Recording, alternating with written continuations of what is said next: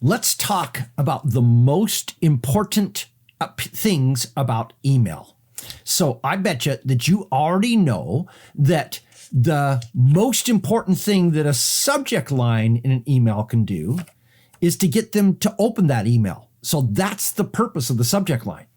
All right, so here's my question for you.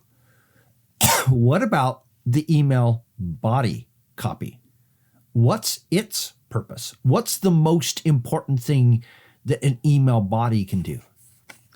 It's to get them to click your link in that email. Now think about this for just a moment. So emails, a lot of people think that the purpose of an email is to give people a lot of information so they can get them to think positively about them and do those kinds of things. And frankly, emails are not to give them that information. Emails is to give them just enough information so that they, I'm so sorry, I got a cold. Okay, it's to give them just enough information, the email, so they'll want to click to go someplace else to get that additional information in an environment that you have better control over and that you can better communicate that information. So a blog post, a video, maybe a combination of both, maybe a sales page, maybe something else. You need to train them to get out of their email where they're thinking, I'm just going to go quickly through this and get rid of as many of them as I possibly can, and turn them into one where they're thinking, oh, I'm going to click on that link because there's always something valuable on the other side. And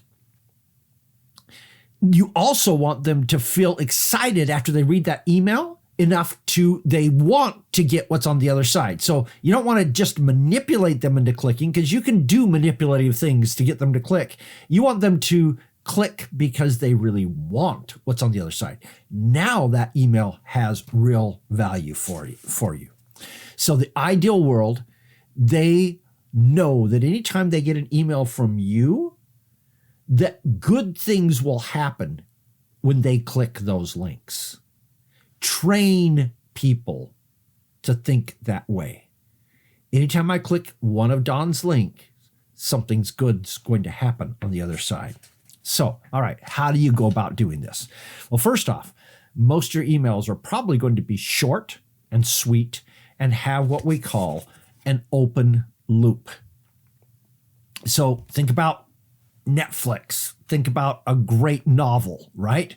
Every time you get to the end of an episode, you just want to watch the next one because you're already triggered into it. Anytime you're ready, you get done with the chapter, this is what keeps me up until 4 o'clock in the morning because this chapter ends and I want to see what's going to happen next, and you keep going. That's the concept of open loops. But in this case, the way that they continue that process is to not watch the next one, is to click so they can get into the rest of your message. So let me show you 2 examples of open loops, just so you get a little bit of an idea what I'm talking about. This is not an exhaustive list. This is just 2 examples so you can see what I mean. The first one is this. So it's what I call here's what I told them. Okay. So your email goes something like this. So I was talking to one of my clients yesterday and they had this problem. And so here's what I told them. Click to see it. Okay. What you've just done is you've opened the loop. Hey, you've got this problem too? I told my client how to solve this problem. Click here to see what I said to them. You open the link in the email body. You then the only way they can close that loop is to click your link in your email to go to the rest of the solution. All right. So there's an open loop classic concept. Here's another one. Your subject line in the email is 5 ways to blank, whatever that blank is. So you put in the part in the blank too. Okay. And so then your email copy gives them 1 and gives them 2, and then says, click here to get the other 3 tips. Okay. Opening the loop in the body of the email so that when they click on it, they get the rest of that information. And what you're doing by doing these open loops is you're training them.